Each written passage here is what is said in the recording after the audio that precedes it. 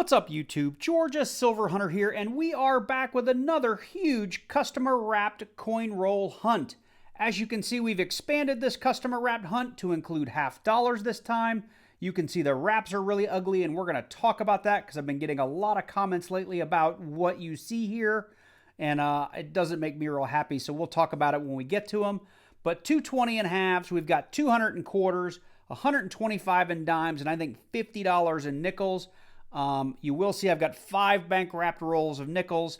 That's okay though. I just couldn't get those changed out today, but I'm really looking forward to getting into these. We're going to be looking for everything from varieties to silver to, mint airs, you name it, we're looking for it. So I'm excited. So let's jump into it.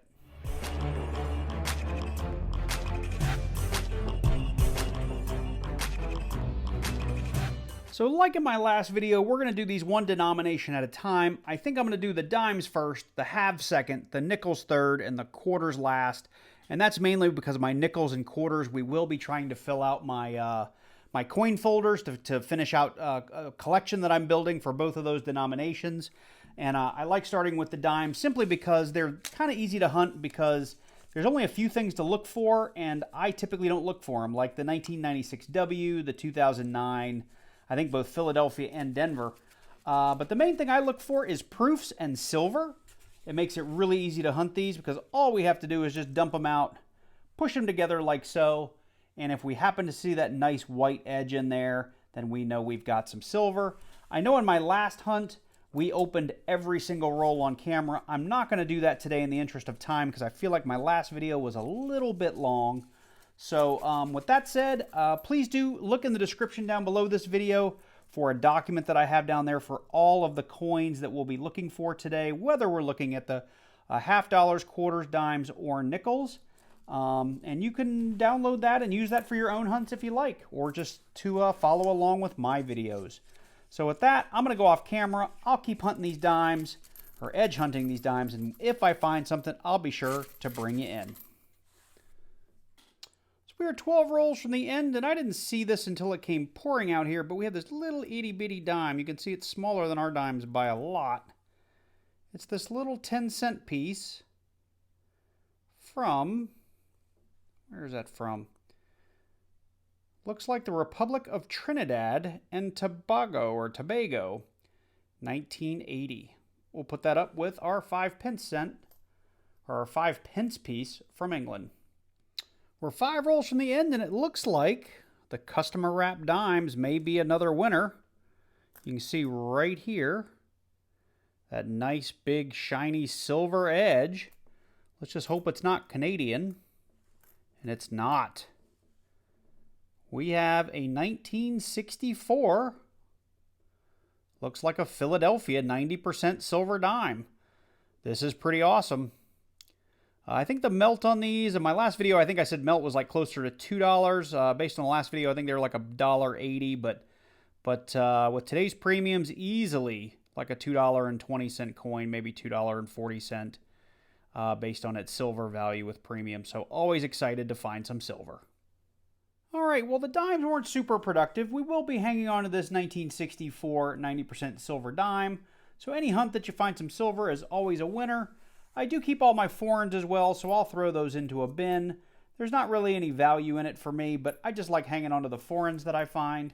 And a quick little tip for those of you that are maybe new to coin roll hunting and you are having to wrap your change and you're painstakingly counting everything out and so on and so forth, that can take a whole lot of time. If you have a decent digital scale, you can just sort of load your rolls until they're about right and just throw them on there. And if you know what a roll should weigh, it's a really fast and easy way to know if you're close. So a roll of dime should weigh about 113 point, maybe 7 or 8 grams to maybe 114.2 or 3, depending on the weight of your paper. So even though I have a machine that counts these out, it does get them off every now and then. So I weigh them after they get basically counted out and I rewrap them.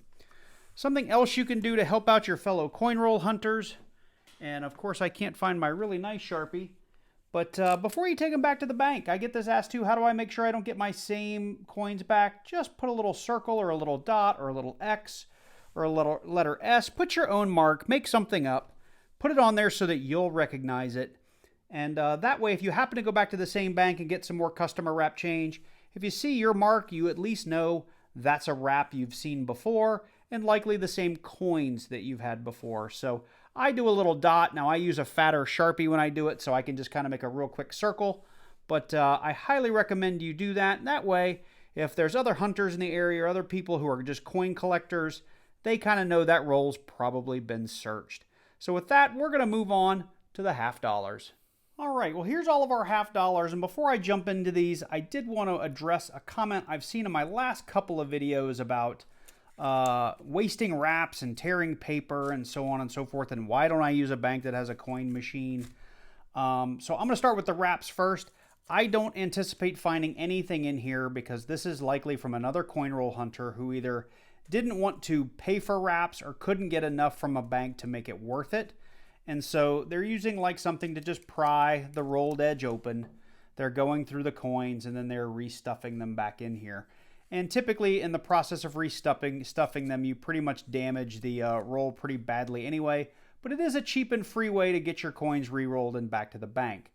That said, most bank tellers still see this as a Fed wrapped roll. So when people like me come in and they say, oh, I've got 10 rolls or 15 rolls or 20 rolls in the vault and they're Fed wrapped, I ask them to go get them and they come out. And then I feel obligated to go ahead and pay for them or swap my cash for their coin, knowing there's likely nothing in here because it's already from another coin roll hunter. So that said, I mean, I get it. Not everybody wants to pay for wraps or has easy access to them.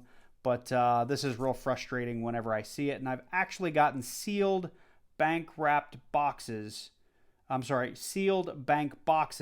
that were loaded with rolls like this. So while it may be saving you 2 cents a roll or a penny a roll on the wrap, it's actually causing other coin roll hunters a pretty hard time. So that said, you do what you need to do, but it's really frustrating for people like me.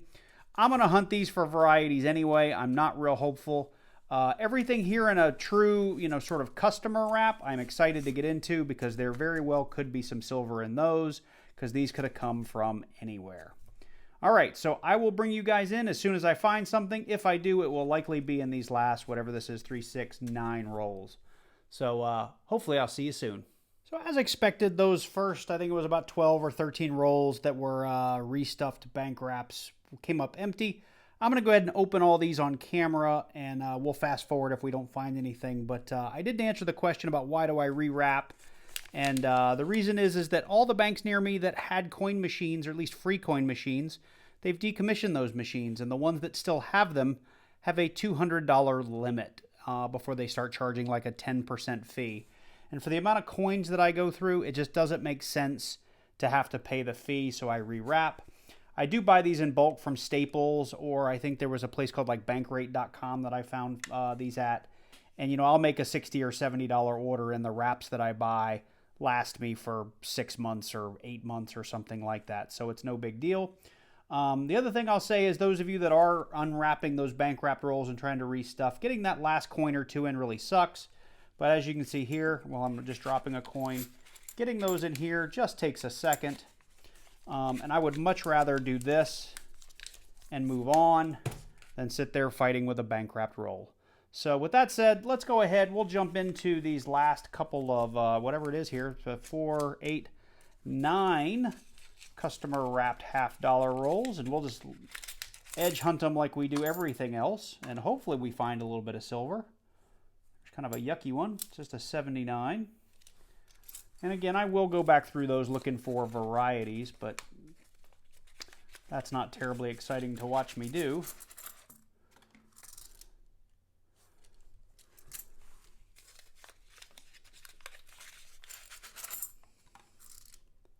Got a couple of super duper shiny coins in here.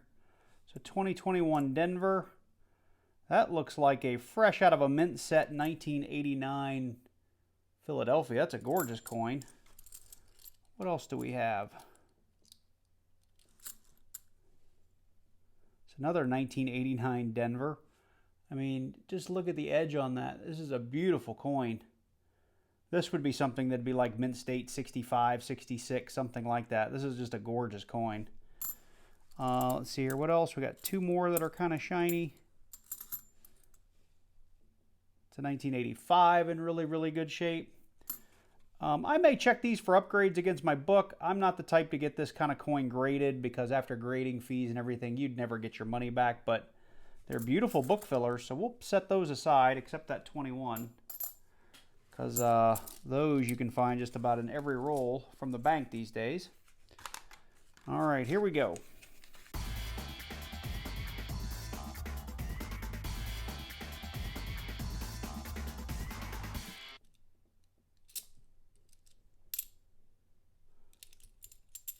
There's a 2018 NIFC. We won't be hanging on to that, but that's a pretty neat coin to find. Not intended for circulation.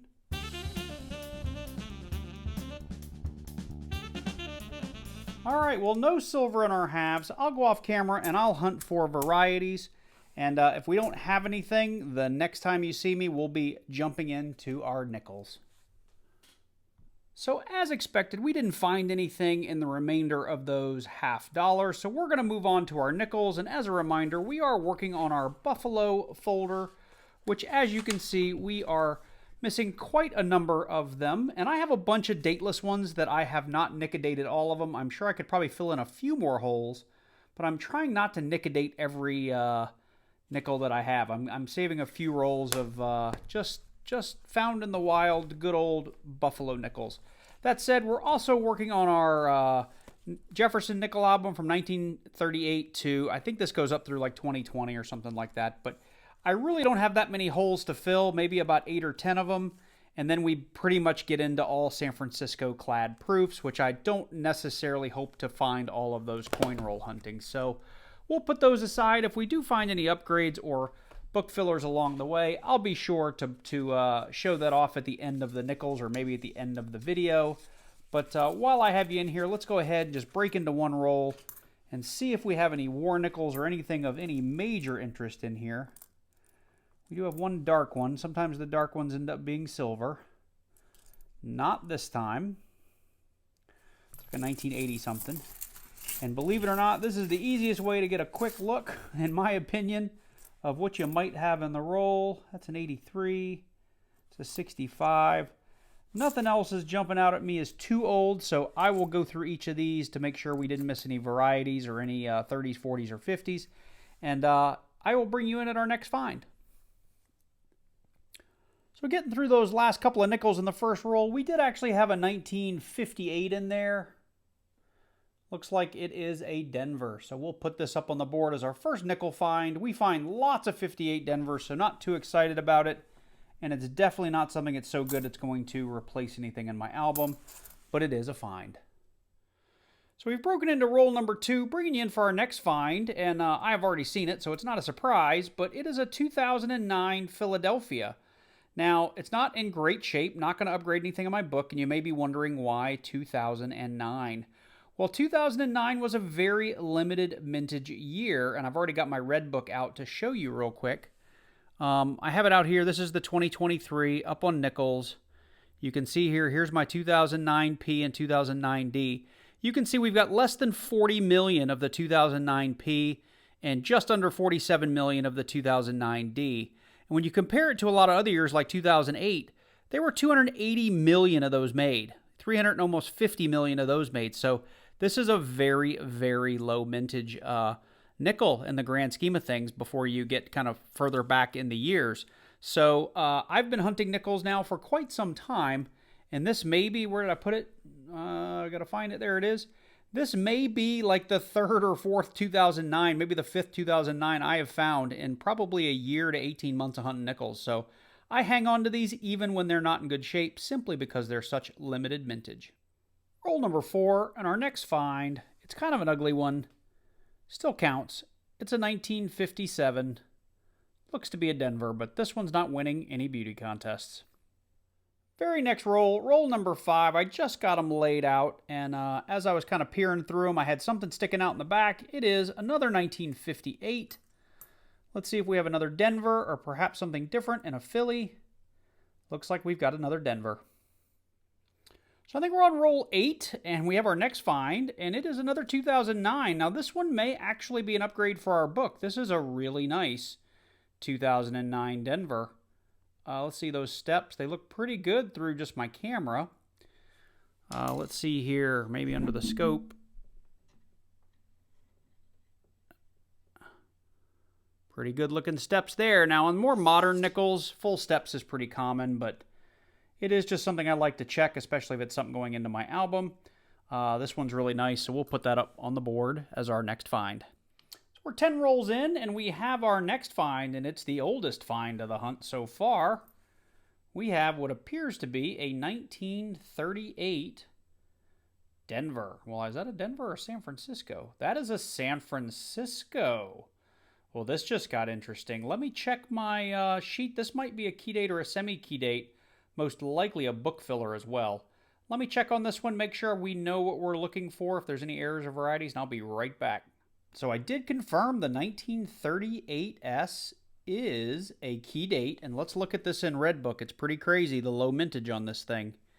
You'll see the 38's really low at that little over 19 million. The 38D super low at just over 5 million, but the 38S clocking in at just over 4 million mintage. Now, mine's probably not going to reach a VF20 in the condition it's in, so it's not like it's a super high value nickel, but it is super rare. It is a key date. It's the kind of thing you flip up and you hang on to, or in my case, it is going to be a hole filler, and we'll punch that down at the end of the video. So our bundle just keeps shrinking and shrinking. We're actually on roll number 11, and I haven't seen the face, but this has got to be an old one. I don't know if this might be in the 30s or the 40s, but it's going to be old. Let's see. We have a 1946. We just missed being a war nickel by a year. Put it up on the board as a find. We're on roll 17, and we have our next find. It is a 1954 that has seen much, much better days, and it is a filly. Very next roll, and we've got our next find. This year seems to be really popular. We've got a 1958. Let's check it out. We have yet another Denver. Now, I am checking these for, I think this one has an inverted mint mark or an over mint mark, but I've been checking all the mint marks to make sure they look normal, and they do. So we are on the last of the customer wrapped rolls, and as I was moving these or pushing these out into a row, we did have something super shiny stick out, and it is a Canadian nickel. You can see that Royal Canadian mint mark on the front. It is a 2011, and that mint mark that I was talking about is right here, if you're curious. That is it right there, the Royal Canadian mint mark. So 2011 foreign on the hunt. Hasn't been a great hunt, honestly, for half a box of nickels. I would have expected more, but we do have a couple of really key finds in there. And I'm real interested to see if these bank wrapped rolls end up doing better than the 20 customer rolls that came before it. But we still have one more roll to hunt. Maybe there's a few more goodies hiding in there. So we're on that same roll, and this one kind of surprised me. I actually picked it up, and it took me a second to recognize the date because the nickel looks so good. This may end up being a upgrade to my book. It is a 1959. Looks like it is a Denver, and this is a pretty nice looking nickel. Now, while I was getting through this second half, I did see we had one more really old one poking out there, so let's take a look at it. We have a 1952, looks like with a little bit of damage on it, actually a lot of damage on it. 1952 filly, so 2 finds for the board on top of the Canadian. So roll 21, it's our very first bank wrapped roll, and we've got our first old find of our bank wrapped rolls there. We have a 1940, looks like a Philadelphia. I was going to say it looked like we were cracked through there, but we aren't. So just a regular 1940. So very next roll, we've got another find. It's one we found before, but I thought I'd show it to you since it's coming from the bank wrapped rolls. We've got a really cruddy 1958. Looks like a Denver. I'll check it for that inverted mint mark. So fourth bank wrapped roll, we have our fourth find. It's, as you can see it hiding or really poking out here in the back. It's the 1948. Now the 1948S is a semi-key date. Let's check it out. And it is the Denver. Well, that's too bad. I don't think I need this for my book, but it is a 40s nickel, so we'll hang on to it. So I wanted to get in and do a really quick recap because we need to get to these quarters, but the real star of this show is this 1938 San Francisco nickel. I took a quick look at mintages. This one's just over 4 million, like 4.1 million. I said it earlier in the video. just have my book already open. You can see I am missing that 38S. There's only 2 nickels outside of some San Francisco clad proofs with lower mintages, and they are the 39D, which you can see I also need, and the 1950D. Those both clock in at under 4 million minted. So this is actually a really, really big find. It's the 3rd lowest mintage nickel that you're going to find in your common clad nickels. So very excited to have that. Really quickly though, we did have this, I think it was a 2011, yeah, it was a 2011 Canadian. And then we had a bunch of other 40s and 50s. We had a 40, let's see here, we had a 40 Philadelphia, if I recall, yep. We had a 46, we had a 48, a 52, a 54, I believe this was a 57, 4 1958s, I think they were all Denvers, and a really, really nice 1959 Denver, but I actually have a Bullion 1959 already in the book, so I don't need it. And I did end up finding 3 2009s, 2 of them Denvers, 1 of them Philadelphias, and I can't remember, one of these is going to be an upgrade for my book. I think this one. I'm going to go ahead and get those slotted in. I'm not going to waste your time showing it to you because we're just putting it in this book. And outside of probably the 6 or 7 or 8 holes I have left in the early 30s and 40s, and those couple of early 50s, the rest are all San Francisco clad proofs. So with that, we're going to go ahead and clear all this stuff off the table and get into some quarters. Okay, so we have 20 rolls of quarters, all customer wrapped, all from the same bank. And I did want to just show you really quickly the main stuff we're looking out for in this hunt is a couple of the 2009. We need the Philadelphia Northern Mariana Islands and the 2009D U.S. Virgin Islands. You can see I crossed it off because I thought I found it. And I may have, but accidentally tossed it back, so I had to put it back on the list. And then I've got a bunch of 2010, or one 2010 Philly and a bunch of 2010 through 2012 Denvers to close out my second series quarter books. My first series is completely full, except for the 2023 Denver Bessie Coleman. I haven't seen any Denver Colemans yet, so I need 1 for each of my 2 women's quarter books. So we're going to go ahead and get in these quarters. I'm hoping to find some silver. I haven't found a silver quarter in probably close to a year now, so it'd be great to find one in this hunt. So I'm going to go ahead and start getting into these quarters, and I'll bring you guys in at our first find. So I've laid out my first 5 rolls looking for silver. I've been through the first roll, and in the second roll, we've come across a Northern Mariana Islands, and I do need that Philly, and this one's actually in really nice shape. Let's check it out.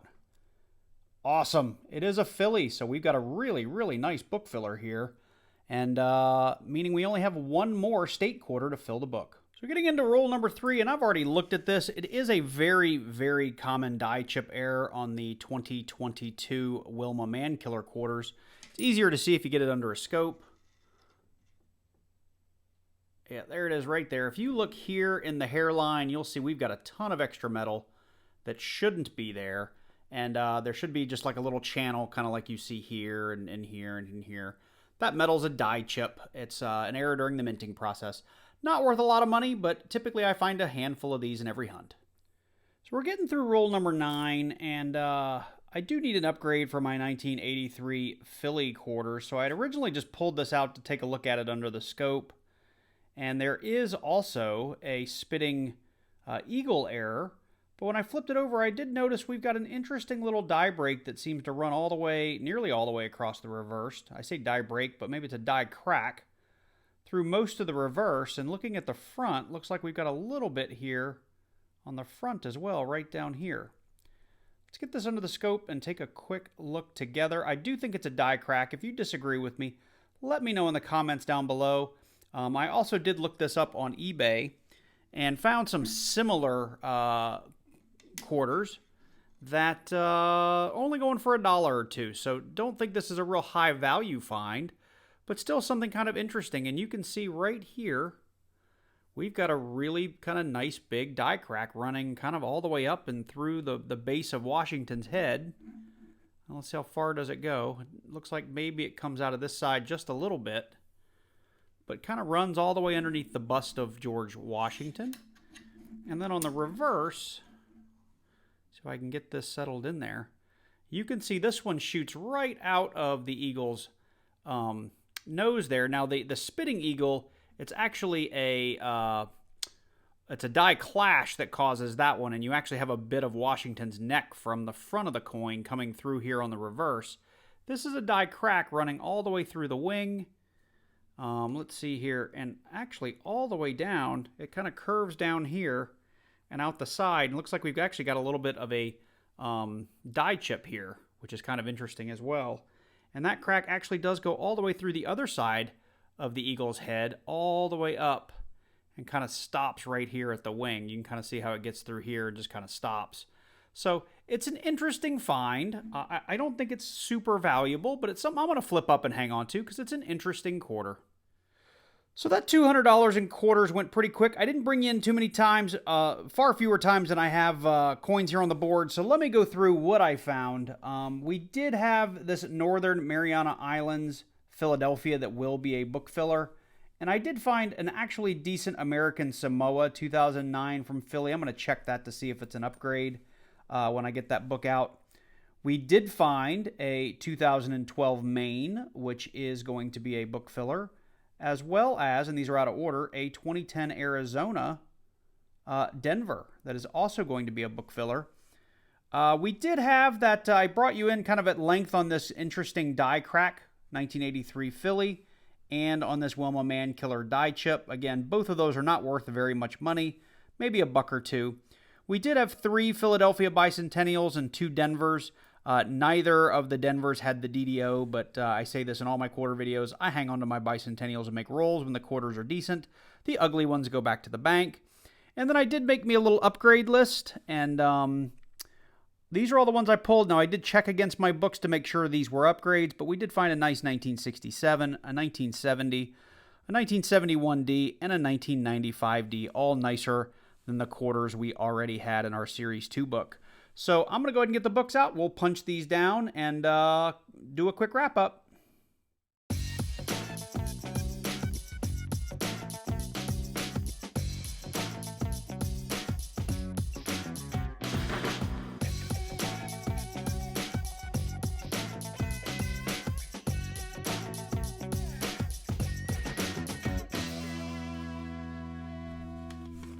Okay, so let's cross what we have off our list. We did end up with that 2009. We did have the 2012 D Maine. And what else did we have? We had, I think it was the 2010 D Arizona. Let's just double check that. I think that's what it was.